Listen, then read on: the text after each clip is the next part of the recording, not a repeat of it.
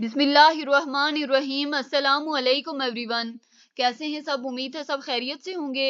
अल्लाह हम सबको अपनी हिफ्ज़ो अमान में रखे। तो आज फर्स्ट ईयर बायोलॉजी का जो चैप्टर 1 है इंट्रोडक्शन, उसका लेक्चर 1 है, जिसमें हम स्टडी करेंगे इंट्रोडक्शन और ब्रांचेस ऑफ बायोलॉजी को। तो मूव करते हैं इंट्रोडक्शन की तरफ।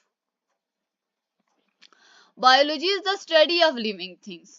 बायोलॉजी बेसिकली क्या होती है? लिविंग थिंग्स की स्टडी होती है। In other words, the study of life is called biology. देखिए, bio mean life and logos mean to study. तो क्या मतलब हुआ बायोलॉजी का? बायोलॉजी का मतलब हुआ कि it is the study of life. देखिए, बायोलॉजी जो होती है ये कैरेक्टरिस्टिक्स का ऐसा सेट होता है जो कि लिविंग ऑर्गेनिज्म को नॉन लिविंग ऑब्जेक्ट से, नॉन लिविंग ऑर्गेनिज्म से डिस्टिंग्विश करता है। यानी कि ये जो बायोलॉजी है ये लिविंग ऑर्गेनिजम्स का नॉन लिविंग ऑर्गेनिज्म से एक वजह फर्क बताती है कि इनमें क्या क्या फर्क है। Branches of biology. Molecular biology. Molecular biology जो होती है एक ऑर्गेनिज्म के स्ट्रक्चर के साथ डील करती है, उनके सेल्स के साथ डील करती है, और जो ऑर्गेनेलीज होते हैं उनके साथ डील करती है। और ये कौन सा लेवल होता है, कौन से लेवल पे काम करती है ये बायोलॉजी? ये मॉलिक्यूलर लेवल पे काम करती है।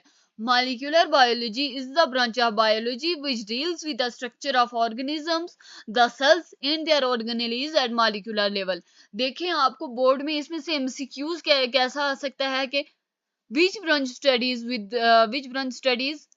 the cells, which branch studies with the structure of organism, which branch studies with the organelles at molecular level. तो आपने क्या लिखना है? molecular level लिखना है।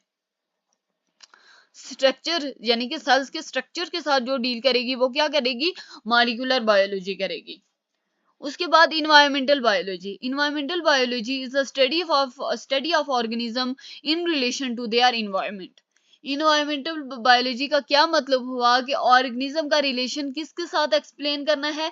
इन्वायरमेंट के साथ एक्सप्लेन करना है। यानी कि ये आपको बताती है कि आपकी इन्वायरमेंट का क्या रिलेशन है आपके साथ। This includes interaction between the organisms and their organic and inorganic environment, especially as it relates to human activities.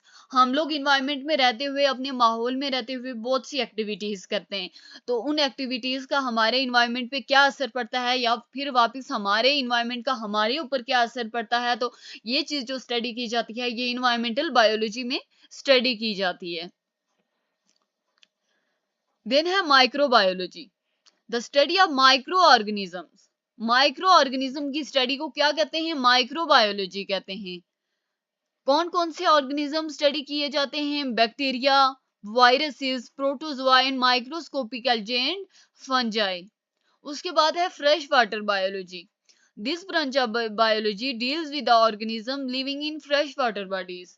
यानी कि ये जो ब्रांच है ये आप उन ऑर्गेनिज्म का उन ऑर्गेनिजम्स के बारे में स्टडी करती है, उन ऑर्गेनिज्म की स्टडी करती है जो कि फ्रेश वाटर बॉडीज में रहती हैं, जैसे कि रिवर में रह रही हुई रहती हैं जो लिविंग बॉडीज, और जो लेक्स में रहती हैं। Physical and chemical parameter of these water bodies, और वापस इनकी फिजिकल और केमिकल कैरेक्टरिस्टिक्स क्या हैं।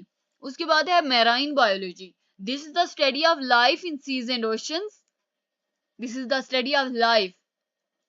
कौन सी लाइफ के साथ स्टडी की जाती है इनमें? जो कि सीज एंड ओशंस में होती है। This include the study of marine life and physical and chemical parameters of the sea acting as the factors for marine life.